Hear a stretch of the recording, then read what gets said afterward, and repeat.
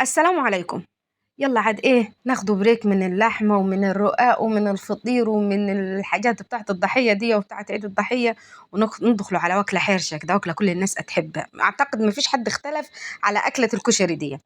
تعالى النهارده هنقول لك على السر بتاع المطاعم، الطريقة اللي تخلي أكلة الكشري معاكي تبقى حاجة تاني خالص والله. بصي، كل الناس هتعمل كشري وكل الناس هتعرف تعمل مكونات وتحطها على بعضها، بس في تكات، في تكات تتعمل هتخلي الطعم حاجة تاني، وهتودي الطعم في حتة تاني خالص. وهنقول لك على سر وعلى تكة هتفرق معاكي جدا جدا جدا. لو انت اول مره تشوفيني، انا ام المعتصم ودي قناتي عليها روتين صعيدي مغفلق. ما تنسيش تحطي لي اللايك الزين، اللايك هيدعمني ويرفع الفيديو ويخليه يتشاف بشكل اكتر.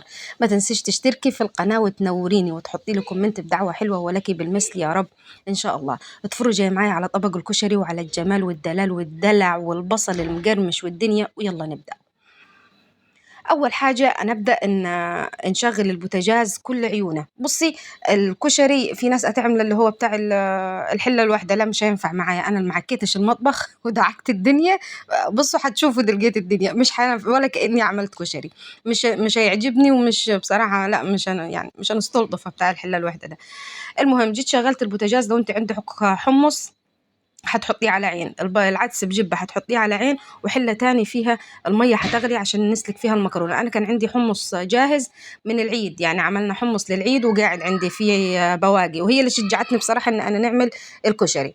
فأنا جيت حطيت العدس ده مش هيطول، هياخد يا دوب غلية غليتين كده وتطفى عليه وتسيبيه يكمل في ميته. وحطيت الحلة، مسافة ما الحلة بتاعت المكرونة تغلي أنا نعمل البصل ده أكتر حاجة هتاخد نار معاكي، أو أكتر حاجة هتستهلك وقت معاكي. فانتي من اول ما ابدأي بالبصل، شغل البوتاجاز وسيبي عين للبصل، ابدأي بالبصل على طول. البصل نقطع، اسمها ايه التقطيعة دي؟ جوانح كان اسمها جوانح مش عارفة.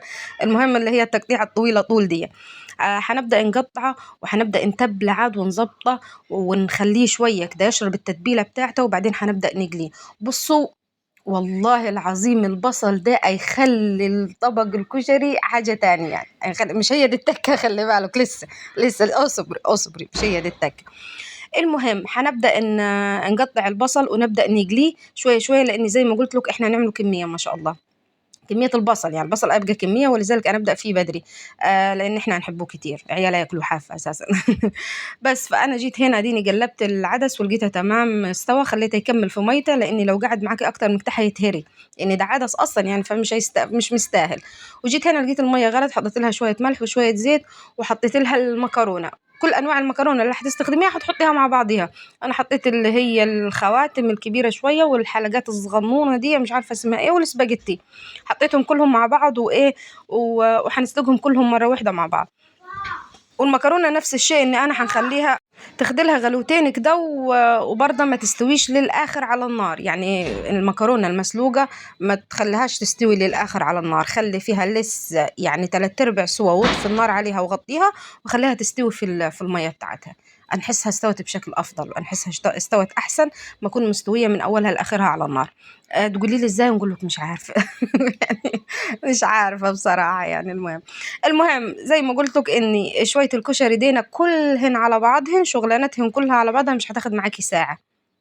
تمام. انا هنا كان لسه ما عنديش طماطم، فبعت اشتري لي طماطم. لو عندك الطماطم هتبداي تحطيها على عين برضو على النار، وهتبقى مسافه ما انت عماله تعمل البصل وتكون الصلصه استوت. والله ما ياخد وقت، والله ما ياخد وقت معاكي خالص. اي نعم مواعينه كتير، بس الصراحه يستاهل. بصراحه اكله تستاهل. جيت هنا ادي انتبل البصل، نحط له ملح، ونحط له خل، ونحط له توابل، ونحط له دقيق. تعفريه بالدقيق كده، وزود الدقيق، يعني خليه يتغلف كله بالدقيق واسمه ايه ده، والخل. وسبته شويه يتشرب كده في الخل، ويتشرب في البتاع ده، في التوابل بتاعته. وبعدين ايه، ادينا هنبدأ نقلي. حطي زود الزيت، كتري زيت، لان الزيت هنحتاجه. التكة في الزيت ده احنا عايزينه. مش هنقوله لا لا لا، ده احنا عايزين الزيت ده، هو السر فيه. السر في حبيت الزيت المغلية ده. تمام. جيت على العين التانية بقى، مسافة ما انا هنشتغل في اسمه مين ده، في البصل هو يتقلي. جيت حطيت الرز، ما هي عاد 6000 مكون ما شاء الله. جيت حطيت قلنا ايوه الرز.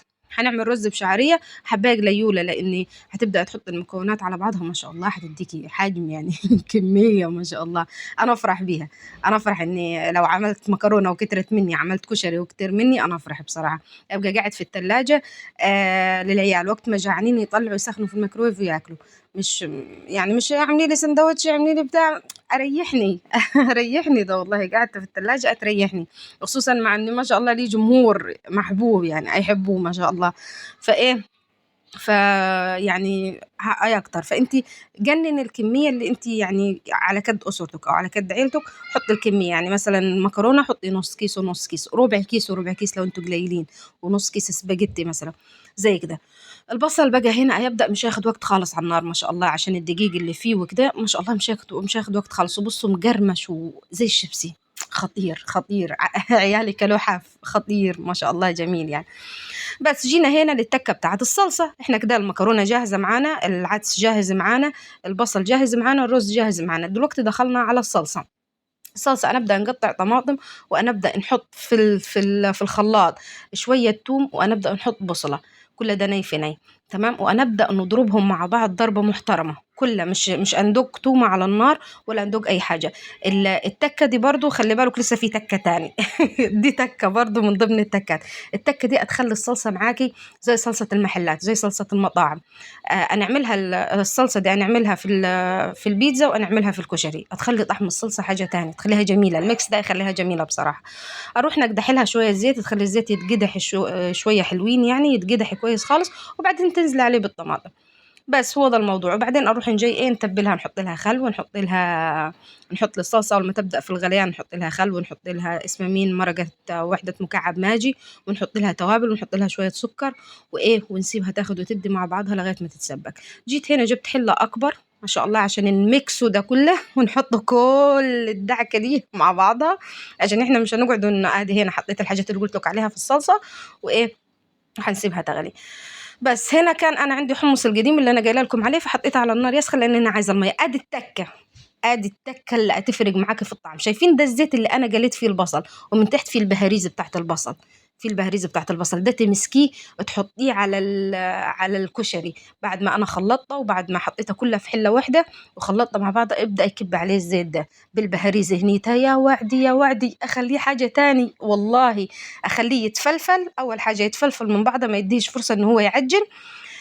يبقى مفلفل، مهما قعد في التلاجة وطلعتيه وعملتيه يبقى مفلفل وحلو، ويديه ريحة ونكهة وطعم حاجة تاني، جربيها والله حاجة تاني خالص يعني.